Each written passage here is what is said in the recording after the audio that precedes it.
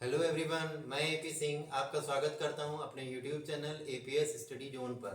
तो आज हम आपके लिए केमिस्ट्री का नया टॉपिक लेकर आए हैं जिसका नाम है बहुलक। तो क्या होता है बहुलक? तो इसमें आप देखेंगे क्या कि सरल एवं कम अणुभार वाले अणुओं के आपस में मिलकर वृहद अणु बनने की प्रक्रिया कहलाती है क्या? बहुलकीकरण कहलाती है तथा उससे बना अणु बहुलक कहलाता है। क्लियर है? क्या कहेंगे कि सरल एवं कम अणुभार वाले अणुओं के आपस में मिलकर वृहद अणु बनने की प्रक्रिया कहलाती है बहुलकीकरण। बहुलकीकरण कहलाती है तथा उससे बना अणु बहुलक कहलाता है। क्लियर है? जैसे अब इसमें एक चीज ये भी आ जाती है, जैसे एकलक क्या होते हैं? तो एकलक क्या कहा जाता है कि वह छोटी संरचनात्मक इकाई जिनसे मिलकर बहुलक का निर्माण होता है एकलक कहलाते हैं।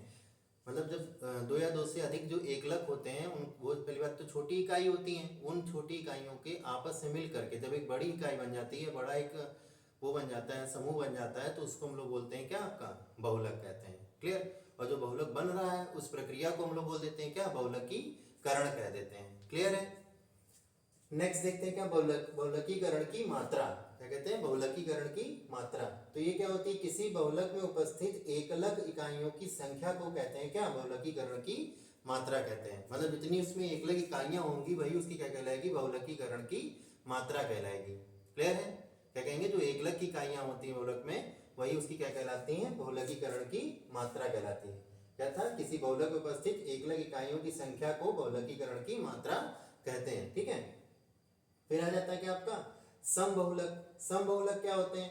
तो वे बहुलक जिनमें समान एकलक इकाइयां होती हैं समबहुलक कहलाते हैं। नाम से स्पष्ट है कि एक ऐसा बहुलक होगा जिसमें जो उसकी एकलक इकाइयां होंगी सब कैसी होंगी? एक समान होंगी। यानी जब एक समान बहुलक एकलक इकाइयां होती हैं और वो संयोग करके एक वृहद संरचना बनाती है तो उसको हम लोग बोल देते हैं क्या? आपका समबहुलक कहते हैं। ठीक है?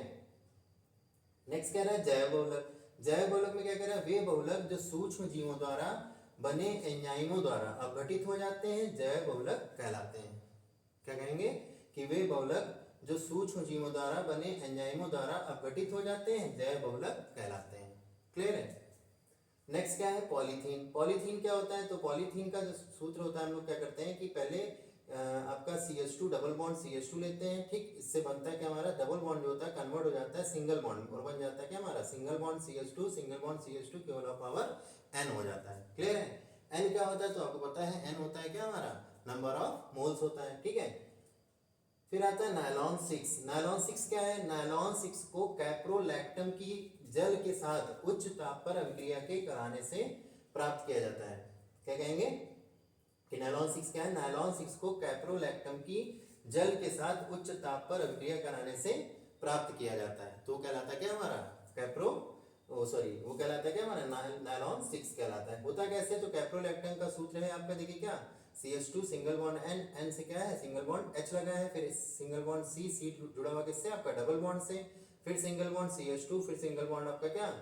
C से H2 जुड़ा है, फिर सिंगल बॉन्ड C से क्या? आपका H2 जुड़ा है, यानी CH2 NH CO CH2 CH2 CH2 इस तरह से साइक्लिक स्ट्रक्चर होता है जिसको हम लोग क्या कहते हैं? कैप्रोलैक्टम कहते हैं। कैप्रोलैक्टम अगर जल से क्रिया कर देता है तो बनता है क्या? हमारा single bond CO single bond CH2 की होल ऑफ पावर क्या? 5, फिर सिंगल बॉन्ड N, फिर सिंगल बॉन्ड H, फिर फ्री वैलेंसी रहती है, फिर होल ऑफ पावर क्या लग जाती है? N लग जाती है। ये जो आपकी संरचना बनी है ये कहलाती है हमारी नायलॉन 6 के नाम से जानी जाती है।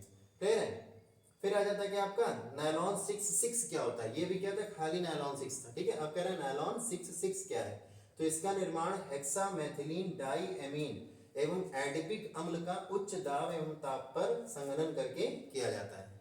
क्या कहेंगे कि जो नायलॉन 6 है इसका निर्माण हेक्सामेथिलीन डाईएमीन एवं एडिपिक अम्ल का उच्च दाब एवं उच्च ताप पर संघनन करके किया जाता है। होता क्या है? तो देखिए n नंबर ऑफ मॉलिक्यूल है यहाँ इसके भी, तो क्या हो जाएगा? NH2 CH2 के होल पावर 6 NH2 साथ में पड़ेगा क्या आपका? फिर नंबर ऑफ मोल्स पड़ेंगे किसके?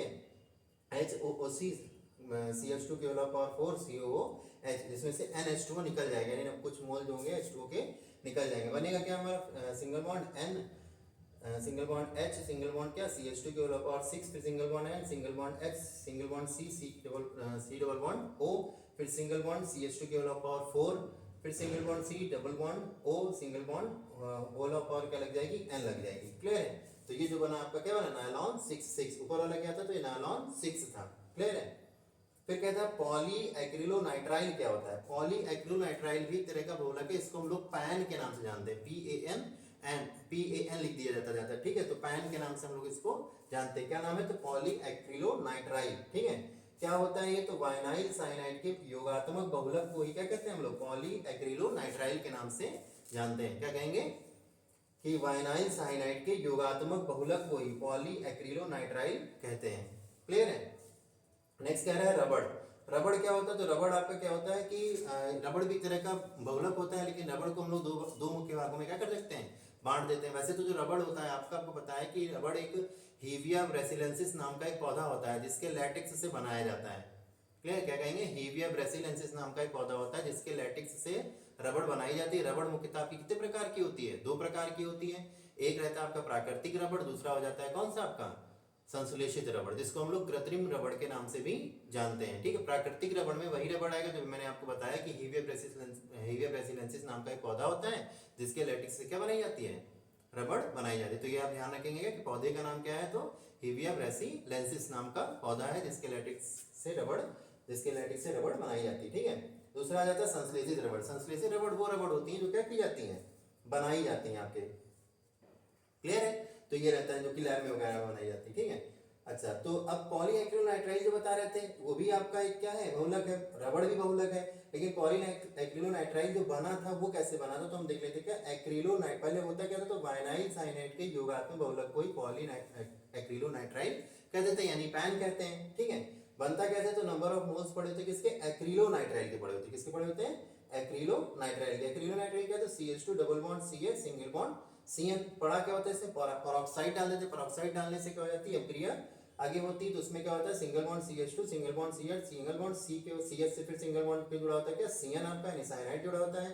बन जाता है क्या हमारा, ये नंबर ऑफ मोल्स जो होते हैं ये बन जाते हैं मिलकर के पैन यानी कि पॉलीएक्रिलोनाइट्राइल, जो कि क्या तरह का है, क्या है, बहुलक का एक प्रकार है। ठीक है, तो रबड़ जैसे मैंने आपको बताया कि 2 प्रकार की, प्राकृतिक और संश्लेषित। फिर आता है वल्कनीकरण। वल्कनीकरण जो होता है टर्म, ये रबड़ से रिलेटेड होता है। ठीक है, क्या होता है, तो कह रहा है रबड़ की सल्फर से अभिक्रिया ही कहलाती क्या, वल्कनीकरण कहलाती। क्या कहेंगे, रबड़ की सल्फर के साथ जब अभिक्रिया करा दी जाती है तो कहलाती क्या हमारी, वल्कनीकरण अभिक्रिया कहलाती है ना, वल्कनीकरण कहलाती है। और उससे जो प्राप्त रबड़ होता है वो कहलाता है क्या हमारा, वल्कनीकृत रबड़ कहलाता है। क्लियर है? क्या कहलाता है, वल्कनीकृत रबड़। यानी रबड़ जब सल्फर से क्रिया कर लेता है तो उसके फलस्वरूप जो प्रक्रिया होती है वो वल्कनीकरण कहलाती है। जो रबड़ हमको प्राप्त होती है वो कहलाती है क्या हमारी, वल्कनीकृत रबड़ के नाम से हम लोग जानते हैं उसको। क्लियर है? ठीक है, तो ये मैंने आपके लिए बहुलक के बारे में बताया। फिर बहुलक की कुछ टर्म्स थे, जैसे एकलक बहुलक, ठीक है, बहुलकीकरण की मात्रा, सम बहुलक, जैव बहुलक, पॉलीथीन, नायलॉन 6, ठीक है, नायलॉन 6 अलग चीज है। ठीक है, नायलॉन 6 अलग चीज है। फिर पॉली एक्रिलोनाइट्राइल जिसको हम लोग पैन के नाम से भी जानते हैं। फिर आपका क्या, रबड़ क्या है, रबड़ के 2 प्रकार बताए मैंने आपको, प्राकृतिक रबड़ और संश्लेषित रबड़। फिर वल्कनीकरण क्या है, तो वल्कनीकरण बताया गया कि रबड़ की सल्फर से अभिक्रिया ही कहलाती क्या, वल्कनीकरण कहलाती है। क्लियर है? तो आज हम आपके लिए केमिस्ट्री का एक छोटा सा टॉपिक लाए थे बहुलक नाम से। आई होप कि वीडियो आपको अच्छा लगा होगा। अगर वीडियो अच्छा लगा है तो वीडियो को लाइक कीजिएगा, शेयर कीजिएगा और चैनल को जरूर सब्सक्राइब कर लीजिएगा। Thank you.